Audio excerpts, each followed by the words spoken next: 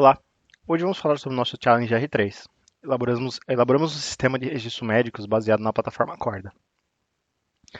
Em relação à nossa oportunidade de negócio, as fraudes hoje no plano de saúde e seguro médico representam 43% de todas as denúncias recebidas em relação aos canais de combate à fraude. Segundo um estudo inédito realizado pelo Instituto de Estudos de Saúde Suplementar, o ISS, e a PwC do Brasil, a cada R$ 100 pagos pelos planos de saúde em atendimento hoje, R$ 15 correspondem à fraude. Em 2016, as despesas assistenciais das operadoras totalizavam 137,1 bilhões. O valor estimado com fraudes foi de 20 bilhões, um valor muito alto se for referente ao montante transacionado. O montante inclui fraudes praticadas por usuários pelos planos de saúde, quando o usuário empresta a carteirinha dele para uma pessoa que não é ele, né? Ele acaba repassando a carteirinha dele para frente. Então a gente pode resumir que a fraude ocorre dos dois lados, do plano de saúde e do paciente. Do paciente, ele acaba emprestando a carteirinha dele para outra pessoa da família, acaba tendo falsidade ideológica, né? Ele pede um reembolso indevido de um procedimento que ele não fez. E aí também a gente tem os atos feitos dentro dos hospitais e consultórios, né? Os médicos e hospitais, consultórios acabam gerando fatura superestimada, paciente fantasma, passa pela consulta que o paciente nem existia, e procedimentos desnecessários que de repente nem precisavam estar contidos dentro daquela passagem do paciente naquele dia que ele passou naquela consulta. Isso tudo pode ser considerado como fraude. Além do mais, o próprio paciente, no processo de preenchimento do cadastro no convênio, já acaba omitindo algumas doenças, onde ele devia pagar um valor X, ele acaba reduzindo esse valor drasticamente porque ele acaba omitindo essa doença. E aí, isso acaba também sendo uma fraude de identidade ideológica, né? A pessoa omite e é fisiológica também, ele não acaba mostrando a doença que ele tem, consequentemente acaba pagando um valor que não era o que ele deveria pagar. Por que a gente escolheu a plataforma Corda, né? Primeiramente, a interoperabilidade centrada no paciente.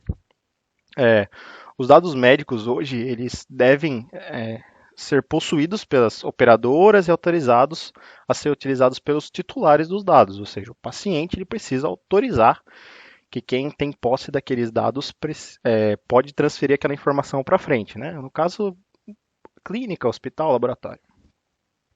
A interoperabilidade centrada no paciente, ela difere, na verdade, da interoperabilidade convencional, porque existem muitos desafios concorrentes, na verdade, em relação a que é centrado no paciente e os padrões que hoje são estabelecidos no padrão convencional.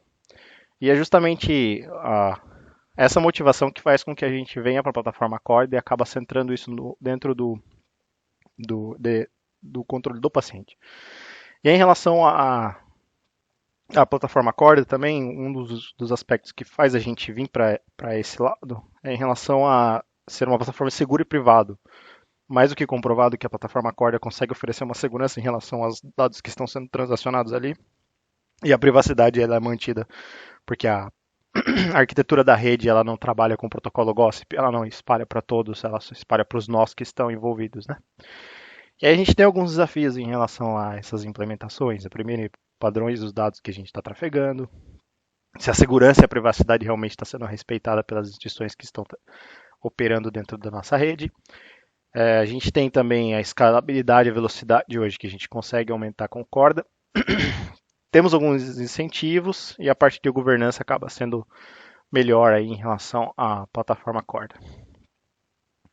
Em relação à nossa rede, né, estabelecemos aqui a nossa arquitetura. Então, basicamente, a gente tem os nossos nós que vão operar o nosso sistema Corda, o SaaS, e a gente tem a plano de saúde e outras instituições como o SUS, por exemplo, fazendo a operação desse sistema. A gente tem a ANS, a Agência Nacional de Saúde, que faz a regulamentação de toda a parte do transação, registro, validação daquelas informações que estão sendo registradas. E a gente tem o Conselho Nacional de Saúde também. Desculpa, a gente tem também o Conselho Federal de Medicina, né? CFM, Conselho Federal de Medicina, onde a gente tem aí essa instituição como oráculo da nossa rede que serve para consulta. Caso a gente precisa confirmar alguma identidade de algum médico ou alguma coisa, a gente pode contar com esse cara. E aí, falando da nossa arquitetura, a gente tem basicamente uma divisão aqui em relação ao sistema. A primeira parte dos sistemas internos, onde a gente tem o nosso ecossistema aqui, o node do plano de saúde, que entra a parte aqui dos operadores, não do paciente, onde o operador entra aqui através do nosso API Gateway, que vai redirecionar para as APIs internas, onde ele vai conseguir operacionar dentro do sistema.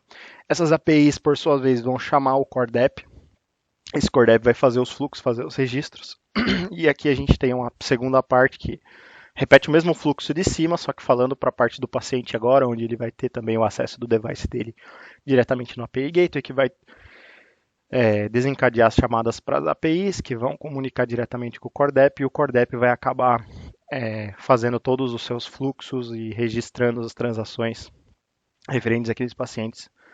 E a gente também vai acabar consolidando tudo isso, fazendo a transferência das informações para o notário, que aqui é a nossa Agência Nacional de Saúde, e caso ele precise confirmar alguma solicitação, ele vai para o oráculo, pede alguma informação e traz de volta para a rede. Todo esse ecossistema sendo fortemente interligado através de sistemas de firewalls e coisas para manter a segurança da rede. Em relação ao flow, a gente tem aqui o acesso do cliente no nosso sistema. O nosso sistema acessa o prontuário na verdade, que o médico ele acessa o prontuário do paciente. Ele solicita aqui a parte dos dados do médico prestador. O nosso oráculo, que vai trazer essas informações no médico prestador, vai validar e vai trazer essas informações para a gente. O nosso nó vai validar, vai verificar as regras do contrato, se a gente está seguindo as regras do contrato ou não. Caso ele esteja não seguindo as regras do contrato, ele vai quebrar aquele contrato e vai lançar uma exceção cortando todo o fluxo sem gerar nenhum registro. Caso haja sim a validação do contrato, ele vai registrar os dados do paciente, vai assinar e vai finalizar o nosso nó. Com isso, a gente encaminha a solicitação para frente do plano de saúde, que vai conferir a solicitação, vai processar e vai assinar aquela transação. E aí ele vai mandar para o notário, que vai fazer a validação do contrato. Caso aquele contrato esteja quebrado, ele vai lançar uma exceção e não vai registrar. E aí, por fim, se aquele contrato estiver válido, ele faz a validação da Lei Geral de Proteção de Dados e assina e finaliza. Para poder representar melhor, então, a gente fez um protótipo conceitual em relação ao acesso do paciente e ao acesso do médico. O médico, por sua vez, tem acesso à tela de login do nosso sistema, onde ele vai colocar as informações, usuário e senha, vai entrar. Ele vai conseguir imputar o registro do paciente, colocando o nome e CPF, envia os dados do paciente. Aí ele vai pegar essas informações e vai começar a fazer um preenchimento básico, colocando o plano de saúde, o número da guia, o CRM do médico, coisas do tipo. Quando ele prosseguir, ele vai colocar o laudo daquela consulta que ele fez com aquele paciente e vai anexar alguma imagem caso haja.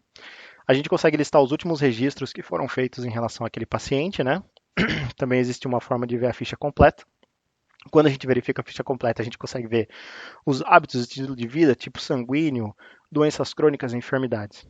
Saindo do sistema, a gente também tem a parte de login do usuário. O usuário fazendo o login, ele consegue ver os registros, o histórico dos registros dele, até mesmo os lembretes dos próximos procedimentos que ele tem que fazer. E as preferências, se ele quer permitir o compartilhamento de informação, obedecendo às leis gerais de proteção de dados. Essas informações podem ser compartilhadas por parte parcial ou integral dos dados.